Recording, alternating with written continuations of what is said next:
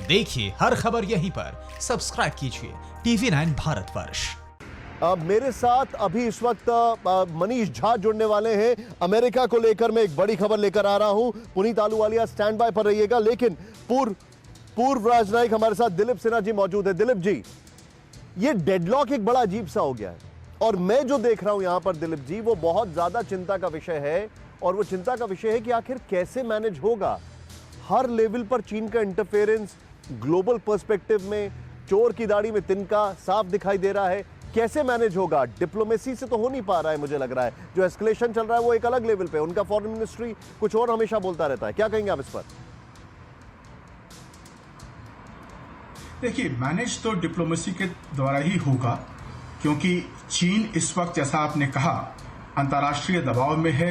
Covid को लेकर, Hong Kong को लेकर, साउथ चाइना सी को लेकर, अमेरिका के साथ उसका जो विवाद चल रहा है व्यापार का, उसे लेकर चीन दबाव में है और वो नहीं चाहता है कि भारत इस वक्त अमेरिका के साथ जाए या जो चीन के अन्य दुश्मन हैं उनके साथ हाँ में हाँ मिलाए।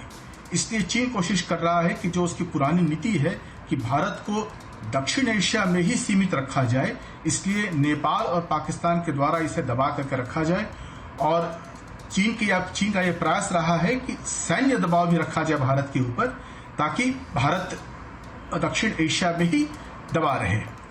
लेकिन अंतर्राष्ट्रीय दबाव जो चीन के ऊपर है वो बहुत ज्यादा है, इसलिए चीन आज इस सैन्य स्थिति में नहीं है और ना ही इस राजनयिक स्थिति में है कि वो भारत को दबा सके।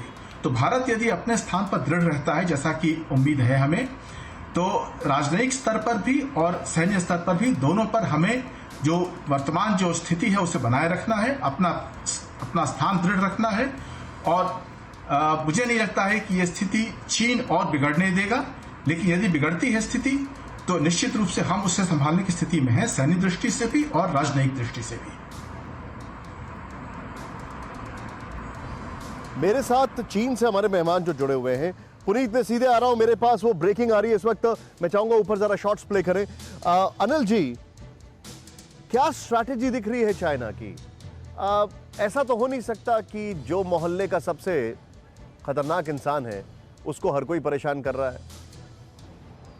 जी निशान जी, दरअसल चीन की ओर से दो तरह की बात हो रही है। एक तो सरकार के लेवल से हम बात करते हैं तो विदेश मंत्रालय बार बार कह रहा है कि जो सीमा क्षेत्र की स्थिति हम लोग नियंत्रण में कर रहे हैं और राजनयिक और सैन्य संवाद का माध्यम शुरू हुआ है। और राजनाथ सिंह के हवाले से भी यहाँ पर बयान आया है, जो रक्षा मंत्री हैं भारतीय, उन्होंने कहा है कि चीन और भारत जो है सुलझाना चाहते हैं शांति से मामले को। लेकिन इसके अलावा निशान जी एक चीज और समझ में आ रही है, जो चीन के जो रिसर्च स्कॉलर हैं, जिनको सरकार की आवाज भी कहा जा सकता है, वे कह रहे हैं कि जो गालवान घाटी है वहां पर भारत की ओर से इलीगल कंस्ट्रक्शन चल रहा है और भारत मौके का फायदा उठाना चाहता है और ये डोकलाम विवाद से ज्यादा मामला बढ़ सकता है। और डोकलाम में तो उनको लगता है इंसिडेंटल था, एक्सीडेंटल मामला था, लेकिन इस बार भारत जानबूझकर मामले को तूल दे रहा है। और मुझे लगता है कि चीन जिस तरह से वैश्विक दबाव में है, जैसे कि एक्सपर्ट कह रहे हैं, तो लगता है चीन इस विवाद को बढ़ाना नहीं चाहता है। लेकिन यहाँ पर चीन की ओर से ऐसा